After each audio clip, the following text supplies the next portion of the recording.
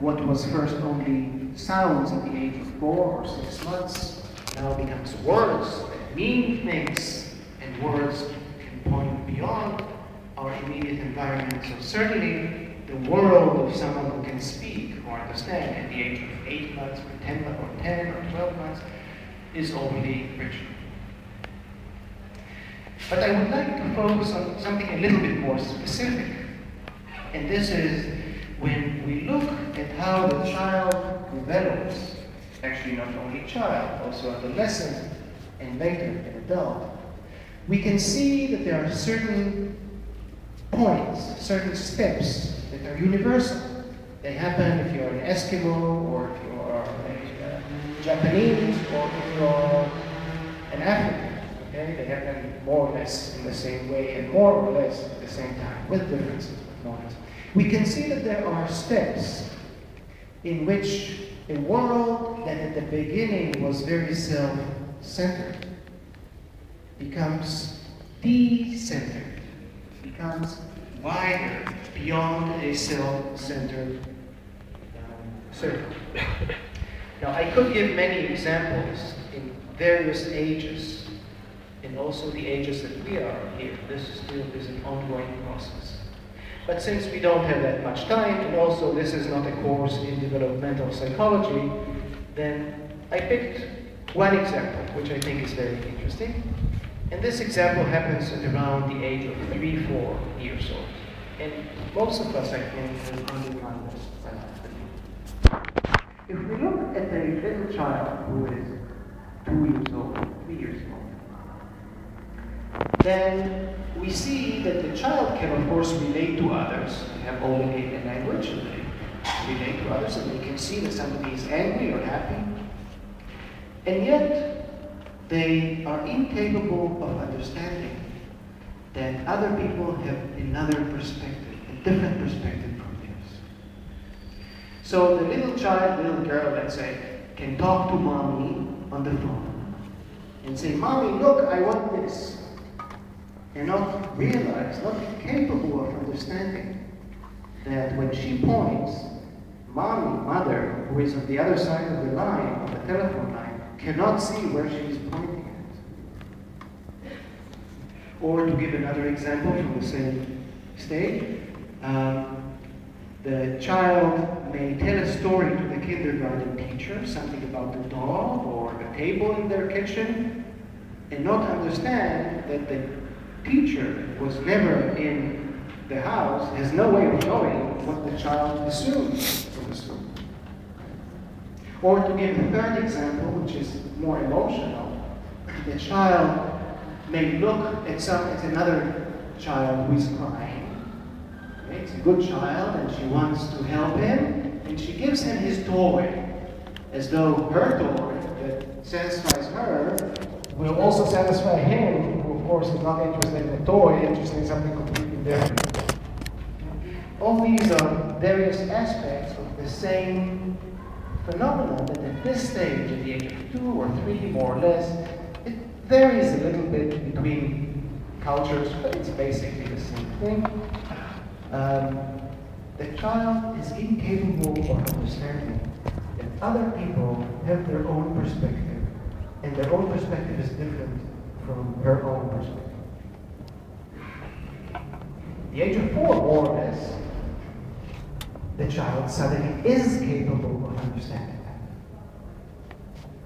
Now, this is a metaphor, okay? I'm not saying that wisdom is like that exactly, but I would like to suggest that it's a metaphor. So I would like to point out several interesting points in this metaphor. One is that when the child gains this new perspective, is no longer centered on her perspective, but can understand other perspectives, or to put it in a picturesque way, in her world there are other perspectives. Okay, her perspective is not the only thing that exists in her world. So when this happens, it's not the case that the child now can see new things. It's not that the child sees aura or can see the soul. It's not like someone who gains vision. Oh, I couldn't see, and now I can see that there is a pole there, or I can see new colors. No, the child continues to see faces and gestures and people. But those things have a new meaning. Not just meaning, but they open the child to bigger reality, to things that really exist. That exist, other people have other perspectives. Okay, so that's one point. Okay, it's not a new mystical vision. She sees, the child sees the same thing, but these things open new horizons. That's one point. The second interesting point about this metaphor, again, it's a metaphor, it's not a paradigm, it's a metaphor. The second interesting thing about the metaphor is that this opening, this decentering, is not just a cognitive capacity. It's not even primarily an ability to speak. Oh, she now has this knowledge. Okay? Rather, it expresses itself in her entire way of being. The little child who is now 4 also has new emotions. It's a different kind of emotional attitude if you have your own perspective, and you kind of empathy, and you kind of, oh, I don't know, right? Expectations, and of course behaviors. So this decentering is not just a thought, it's entire attitude to other people. Emotional, behavioral, other dimensions. So that's the second point that is interesting about that example. The third interesting point that I would like to point out is that when the child is before a decentering transition, when the child is 2 years old, 3 years old, then from her perspective, it's almost impossible to understand what she cannot see, what is missing for her. And in order to see this, let us imagine, let us do a thought experiment. Let us imagine that all of us here did not have this change. We are all stuck. Something wrong in our brain. We are still stuck in the 2-year-old stage. Well, we know many people who are stuck in certain stages, right? So it's not very surprising thought experiment.